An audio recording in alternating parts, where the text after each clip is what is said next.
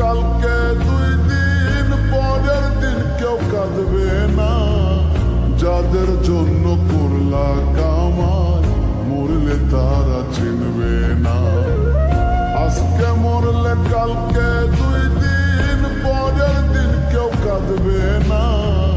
যাদের জন্য করলা কামাই মরলে তারা চিনবে না। থাকতে সময় করো আমল, ঈমান করো খাঁটি। শেষ ঠিকানা তোমার আমার 3.5 হাত মাটি। শেষ ঠিকানা তোমার আমার 3.5 হাত মাটি।